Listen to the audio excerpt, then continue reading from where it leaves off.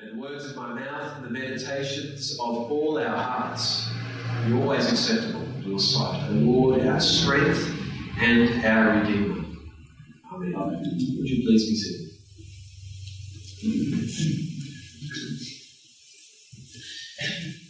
So we were travelling in the car to school the other day. She was home from school. Just picked up Charlotte from the kids, as normal. I always ask Charlotte's permission too if I can use her as a story, of course. She has no problem with that, funnily enough, Charlotte.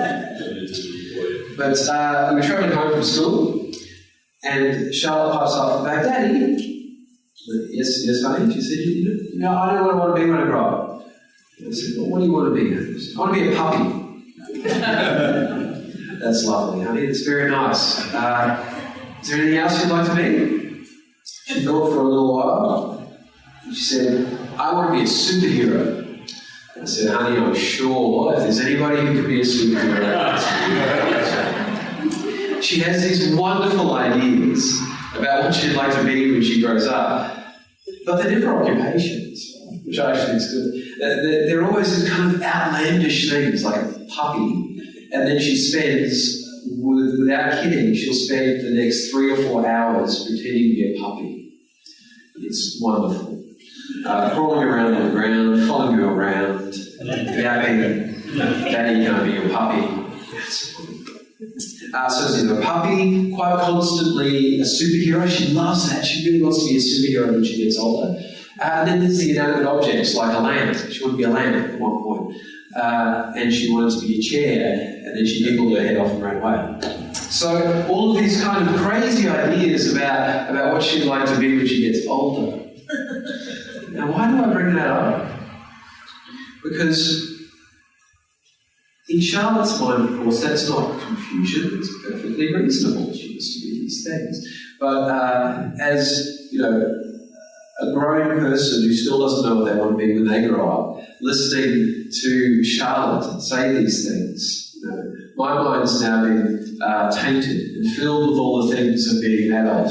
So to me, it doesn't make as much sense as it does to the very wise Charlotte.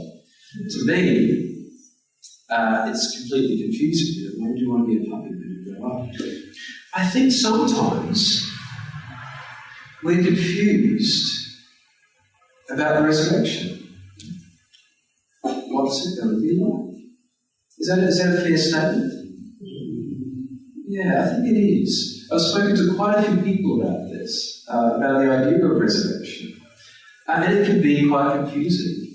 And I don't think anybody who has not experienced it yet can say for absolute sure exactly how it's going to be. We get glimpses, little rays of light throughout the Gospels and the Bible at large about what that might be like. We get glimpses into these things. And I think that's very important because it keeps us yearning, it keeps us seeking, it keeps us discussing what it might be like. And then we can try and create a world that may emulate just a little bit of what it might be during the resurrection. So today we get a little bit of that from Jesus. But I wonder if it's how we would like it to be, or how we expect it to be.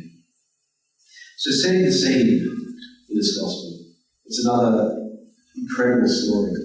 I mean, anything that involves Jesus has this amazing kind of crescendo at the end of it.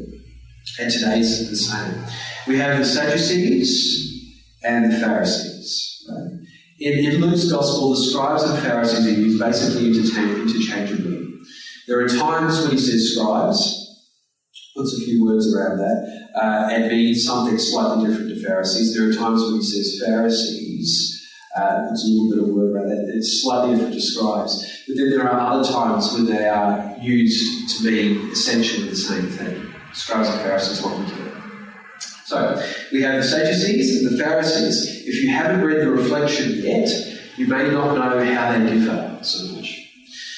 So the Sadducees are the ones who are trying to trap Jesus in today's reading. Right?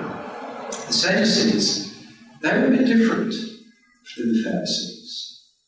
Because the Sadducees only took the books of Moses as Torah.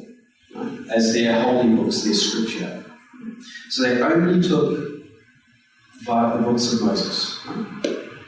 But the Pharisees, now they would be seen, and take this with authority, a rabbi, they were seen back then as the more progressive sort of strand of Judaism. So the Pharisees believed in the 5 books of Moses, that was their scripture, of course. They also took the prophets as their scripture. They took what's called the writings and poetry like the Psalms. They took all of that as scripture. So you see that the sort of surface difference of the two. One, just Moses, other one, writings, Psalms, and prophets. Now, there's other things going on there. It goes a bit deeper to the divisions of those. But these are the, I think, important ones today to see what the Sadducees were getting at. So because the Sadducees didn't take anything but the writings of Moses as scripture, they didn't believe in the resurrection. They had absolutely no belief or concept created for them or within them of the resurrection. Because in their mind, and I think most of the community's mind at that point, Moses didn't speak of the resurrection. There was no hint of it in their scriptures. So if it's not in there, there's no reason for them to have an idea of it or support it. However, because the Pharisees had the prophets and the Psalms and beautiful poetic language which speaks so keenly about God and things to come, they believed deeply in the resurrection. So, that's the setting. We have the Sadducee, and probably a group of his Sadducee friends, strolling up to Jesus, and they're giving him this incredible question. Right? We're going to catch him. We're going to get him here. They give him this ridiculous scenario. Teacher, there's a woman who married a man. And of course, you know that the law of Moses says if they have children, then the brother is to take that wife as his own if the brother dies. Right? So he says, well, that happens. The brother dies, and so the next brother in line takes her as his wife. That's all right with this law. But then this happens another 7 times. Whose wife is she in the end? The resurrection. It's a pretty good question, right? But funnily enough, Jesus has an answer up his sleeve, as he does for those things. He turns us right back around with them. First of all, he says, in very kind language, you have no idea what it's going to look like in the resurrection. No idea. You don't have a concept of it. First of all, marriage is not a thing. Marriage doesn't happen. They are neither given to marriage nor do they take wives. In fact, they are like the angels and children of God. A, you know not what you speak of. B, guess what? Moses spoke of the resurrection. When Moses spoke to God in the bush, you know that great story of the burning bush? Sinai was consumed by fire. But it wasn't completely, it wasn't touched. There's fire all around it, you get the shape. Then a great voice comes out of it. Well, when Moses is speaking to that bush, God says he is the God of Abraham, Isaac, and Jacob. And God's not the God of the dead. God is God of the living. Therefore, Moses spoke of the resurrection. And the Sadducees must have been upset, right? Because after all of this time, he's completely deconstructed the way they understood their most holy of prophets, their scriptures. He's deconstructed the idea that Moses didn't teach about resurrection. And he says, well, you know what? He did. He has a creative, life-giving, refreshing, wise, incredible new way of understanding Moses and that story. And then what happens? The Pharisees / scribes come up to Jesus And I think one of the only times in Scripture they agree with him. Saying, teacher, you taught well. And then nobody dares to question him again. Amazing story. Incredible. Even the Pharisees were happy to be on Jesus' side. In some ways, and scholars have claimed that Jesus could be seen as a Pharisee. Now that doesn't mean everything that's been built around it nowadays. We have to clarify that.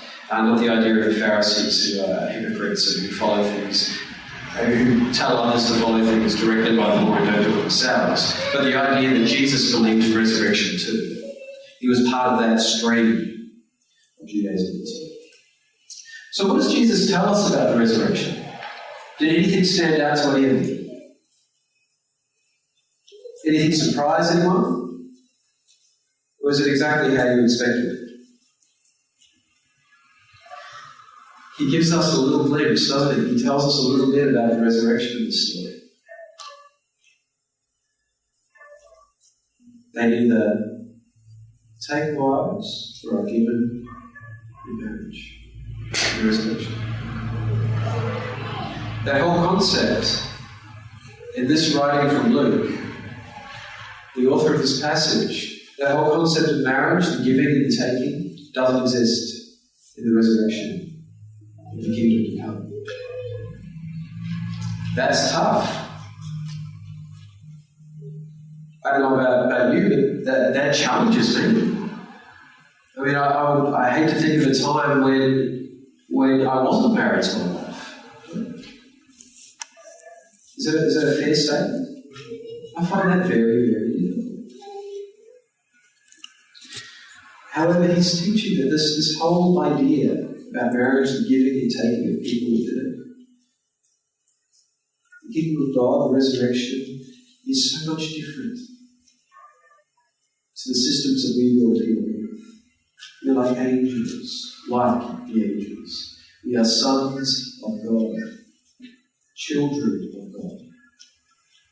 Something completely different, something new, something fresh, a love that we can't possibly ever imagine, an acceptance, a coming together of community that we haven't even really glimpsed yet on earth is what we are waiting for. That's the glimpse of the resurrection that Jesus gives us in this piece of Scripture we've read today. Now, people will argue against that. It's our nature as humans to try and find creative ways to do a bit of gymnastics to get around things that we may not want to accept or agree with. I certainly did that when I first read this piece of Scripture years ago. But it should challenge us. We should let it challenge us. But there may be something else we could possibly miss here. Do you remember the teaching Jesus gave about divorce?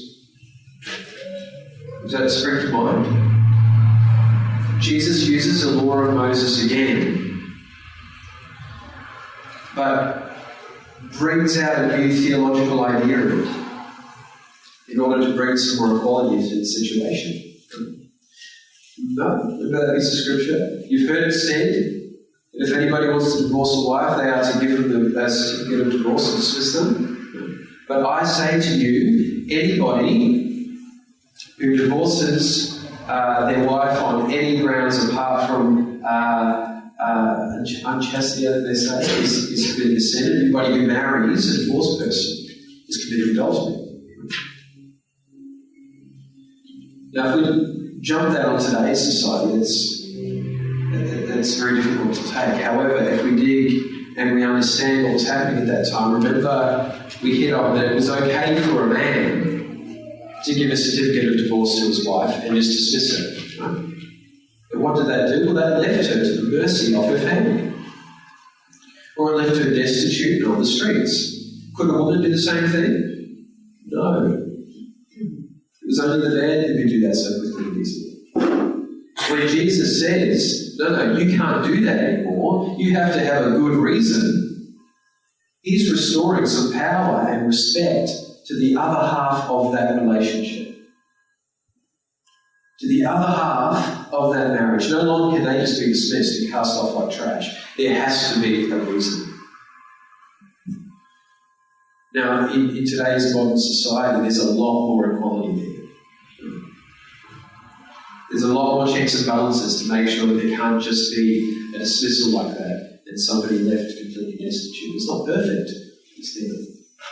Now, again, that's directly a teaching of Moses that Jesus has creatively used to bring more love and respect to the people that need it the most. Jesus always goes to those who have less power in a situation. So if we think about that, and then think about today's teaching that he used from Moses, again, about marriage, again, about being given or taken in marriage. The whole idea that a woman gets passed down from man to man to man to man because she is the property of another person, that doesn't exist in the resurrection. That kind of power imbalance, that kind of way that we could treat another person, does not exist in the kingdom of God.